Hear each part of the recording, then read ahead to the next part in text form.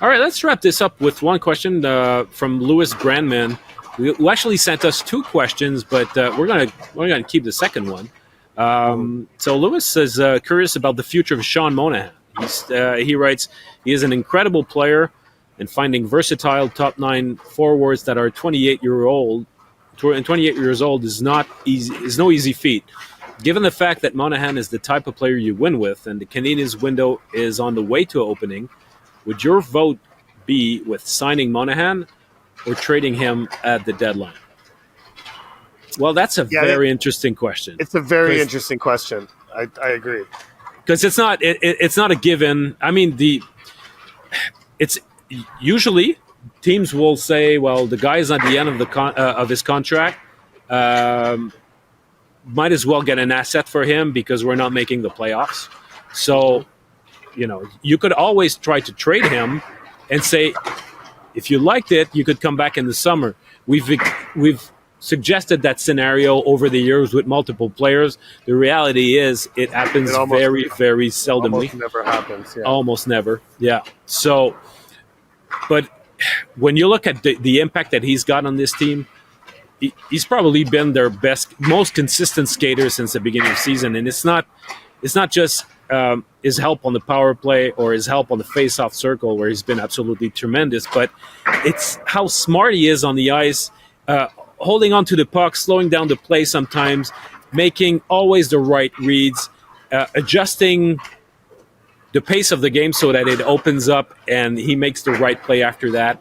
He's a very, very smart player, a beloved player in this locker room too. So obviously, I mean, if he remains healthy,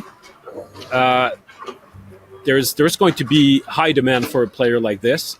And as much as he fits with the Canadiens, I wonder if Kent Hughes is not going to say, you know what, there was a time where I was in a position to trade Joel Edmondson, and I decided to hold on to the player, and eventually, well, he fell into pieces.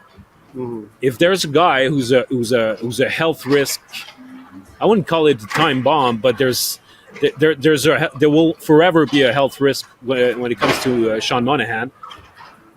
I suppose that the Canadiens might say, you know what, it might be the safer play to go get something valuable in return for his guy instead of committing ourselves to a 2, 3, maybe 4-year contract with a guy who, even though he's only 28 years old, his body has... He just turned 29. Yeah, he's 29, you're right. But he's still, He just turned 29. But he's not 30. It should be added on the big billboard. Yeah. Not 30 yet. He wants everyone to know that. Yeah. But, we've seen it with Brendan Gallagher, though. It comes a time where when you have hockey has put a big toll on your body and you're on the eve of your 30s, signing a long-term contract is a risky play. So especially you quit while you're ahead, basically. Especially if there's a first-round pick possibility. We were talking about November 4th. If Sean Monahan goes up on the top line with Suzuki and Caulfield and starts producing at a very high level, or a high level, I should say, it's a bit of a catch-22. On one hand, you have a guy filling a spot in your roster that's going to exist for the next 7 years, where no one else has been able to really do that and effectively complete those two players. So your thought should be, why wouldn't we keep that guy? But if he goes on that spot and starts producing, and a team is willing to offer a first-round pick or multiple picks or whatever his market value winds up being at the deadline, it's hard to say no to that. But the added layer to that is that at some point soon, the Canadiens are going to start looking at their draft picks and be like, how many do we really need? Yeah. How many draft picks do we need? How many prospects do we need?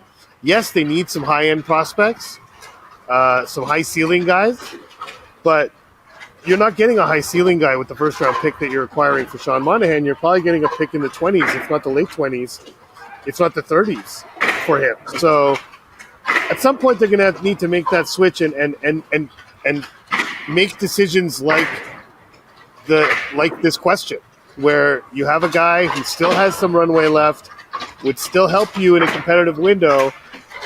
But my thought would be that Sean Monahan is probably not going to be helping this team when it reaches its competitive window. Yeah. So you cash this chip, but it's a very valid question as far as what you do with future guys in that situation. And we can see Josh Anderson's going to be in that situation very soon. You know, I mean, there's going to be guys who reach a certain age that might line up better with the Canadiens' competitive window, and where they're going to have to make decisions like this. You know, when Josh Anderson's contract runs out in a few years, let's say the Canadiens are competitive at that point, what do they do with him? If he's an important part of the competitive team at $5.5 million, which at that point will be probably not a very significant salary at that point, what do they do with him? So these questions are coming, but I think with Monahan, the windows just don't really fit quite that well. No, and you're right that the Canadiens have a lot of picks, and they have too many of them. But I fully expect the Canadiens to use some of those picks to acquire a quality player in the offseason. I mean, 100%. Yeah, Kent Hughes said, he told me just before the season started, he said, I could trade a first-round pick, a second-round pick, a third-round pick, and a fourth-round pick in 2025 in order to acquire a good player. And I would still have a first, a second, a third, and a fourth. So that's how loaded they are with picks for what's meant to be a much better, a very decent draft.